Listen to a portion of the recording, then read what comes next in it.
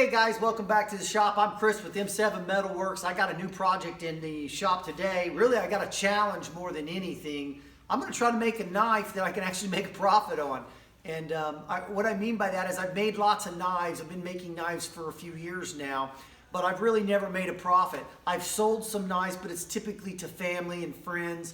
And I'm really not trying to make a profit off of them. So I typically, when I do sell one to a friend or family member, it's typically at cost, whatever the whatever amount of money I got into. It's not typically for a real profit. Really, to make a profit off of a knife, I really need to sell it for about $400 for it to be worth my while to make a custom knife.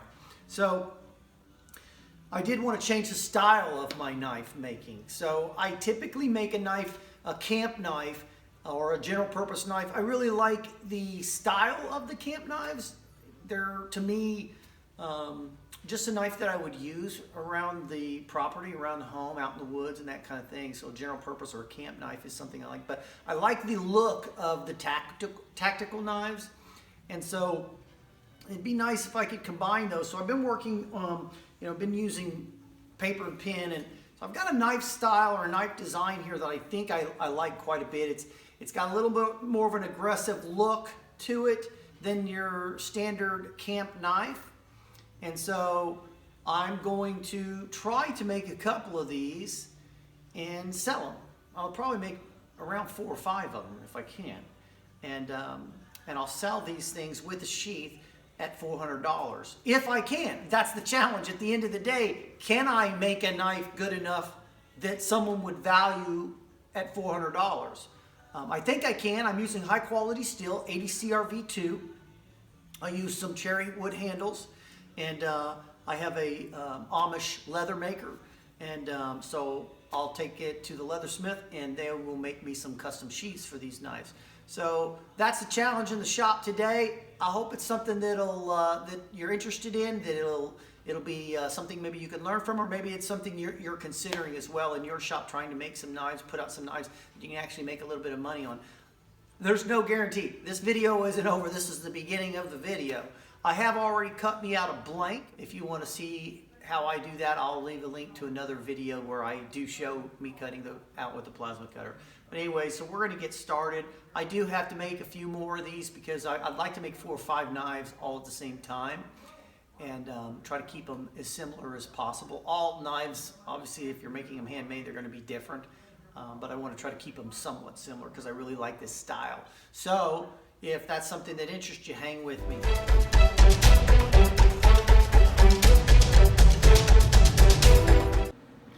This is an example of a knife going from paper to being cut out with my plasma cutter and then being ground with more of a finished profile.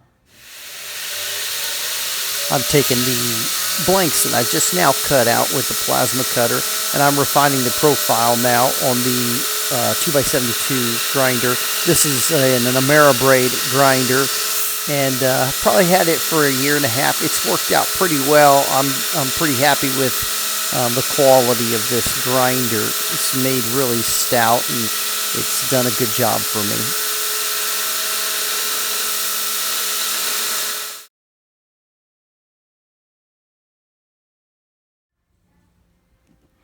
Now that we've got the knife profiles all refined, and they came out very consistent. So again, I used this one to trace onto my steel, plasma cut it, and then refined it on the belt grinder. Next thing we're going to do is a rough grind on these and try to create our plunge line and establish those on each knife, and a rough grind. And then once we get the rough grind, we'll probably do a secondary edge as well. Actually, I decided to go ahead and drill the tang first and get that out of the way before I do my grinding. And then here I'm just using a scribe to mark my center line for the grind.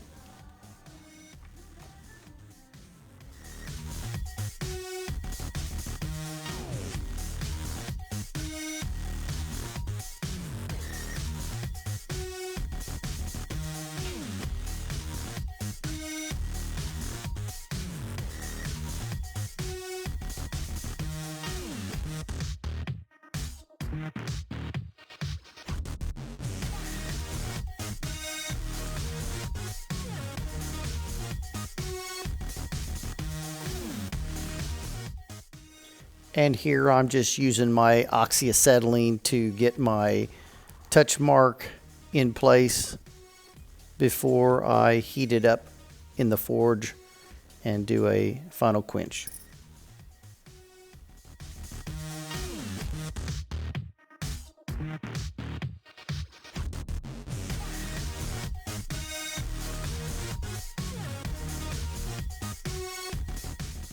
Well, I apologize here, guys. I used time lapse on this particular scene.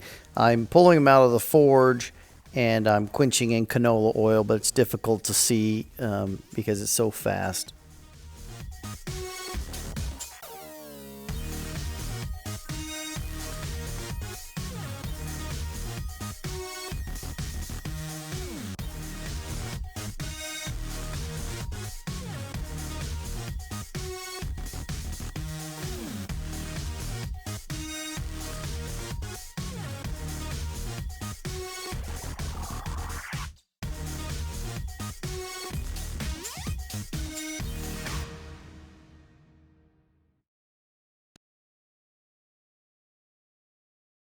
Now that we've got the choils filed in, it's time to clean up the knife. So I'm basically going to put it on the flat and try to clean this area up here. And then, of course, I'll clean up the grind. And then I've still got to put in my final bevel. So a lot of guys will call this a micro bevel. This is my new shop buddy. This is Bucky. And he's about 11-week-old schnoodle. So a schnauzer and a poodle. And he's a good little dog, but he's still young and he still gets a little bit frightened out here. So I keep him kind of close to me. So I'll take these and put them on the grinder and see what I can do to clean this up. Put it on the flats, get some of the forge scale off of it, and then grind these primary bevels again just to clean them up. And then I'll put in the micro bevel. Probably like a 20 degree is what I'm thinking. So stay tuned, that's what we're going to do. You can see I've got the knife ground and then I've got a little micro bevel. That's about a 25-inch or 25-degree bevel. Same on both sides. It's not ultra sharp. I wouldn't want to just slide my hand across it, but it's not, I've not got it crazy sharp. But I've got it sharp enough to at least test our heat treat to see if it'll cut a nail.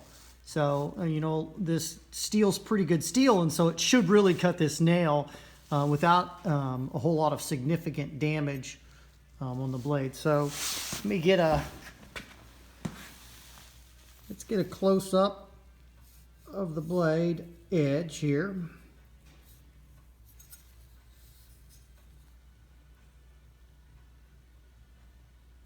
All right. And just so that you know, it is a steel nail versus an aluminum one.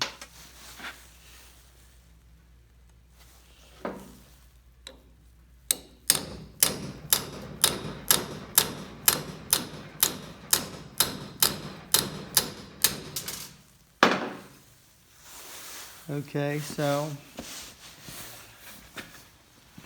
part of that nail is still on there. So let's see what she looks like.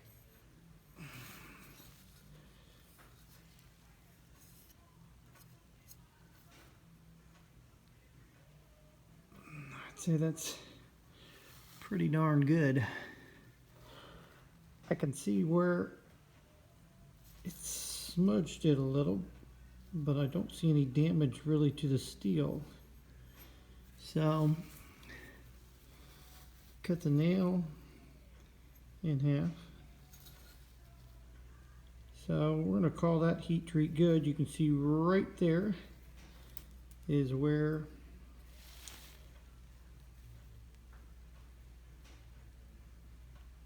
So, anyways, I thought we're going to call that a good heat treat. So, can do some finish grinding on this. Put a little bit of a whetstone on there and try to get that blade even sharper.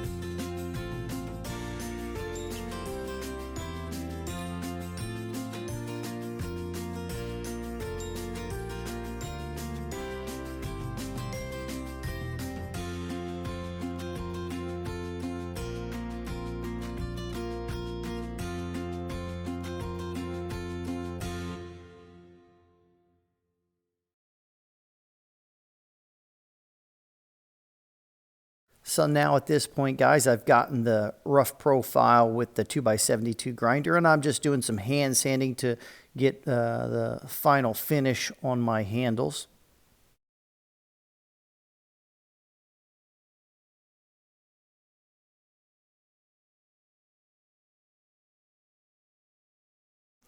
This is the knife that I used to cut that nail, and I took all the forge scale off of this knife. I prefer leaving the forge scale on, but I had a certain plan with this one, and that was to blue it and to try a stone wash finish.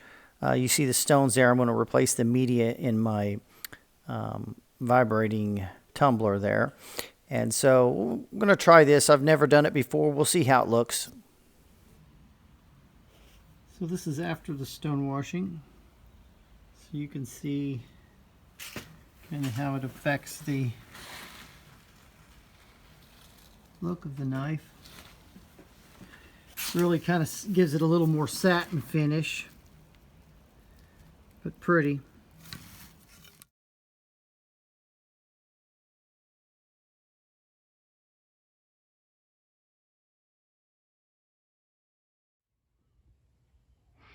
Well, guys, got them finished, and I really think they turned out beautiful.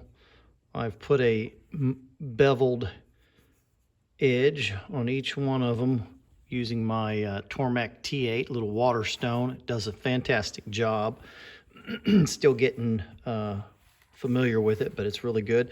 Got my leather sheaths made by Amish group guys, couple guys, Chris and Ben out of Rockville, Indiana, the Hirschbergers. And they just do a beautiful job on the leather sheaths. I'll show you how that Try to do this one-handed here.